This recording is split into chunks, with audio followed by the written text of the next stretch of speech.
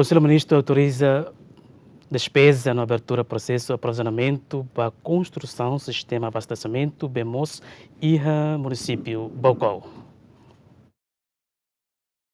E a reunião do Conselho Ministro quarta que governo aprova a proposta do Ministro Obras Públicas Samuel Marçal, onde autoriza a despesa na abertura processo aprovisionamento para a construção do sistema abastecimento BEMOS e a município Bocau. Projeto o objetivo é garante fornecimento BNB seguro no apropriado para consumo humano no para a população e a município Bocau. Projeto baseado em estudo técnico bemolok retan ona validação se investimento ida prevê basic dólar americano milhão ruanulo recentolo. O objetivo atua dia condição de saúde pública no qualidade mores comunidade local siraniana. Além de ter projeto apresenta o Ministro Obras Públicas Samuel Marçal, Conselho Ministro mos delibera onde autoriza despesa o valor dólar americano milhão atos e de recém, para transferência a fundo do Orçamento Geral do Estado para EDTLEP e a âmbito programa eletricidade, o objetivo é assegurar serviço fornecimento eletricidade público. Derek Ximenes, bem-vindo Ximenes, GMN.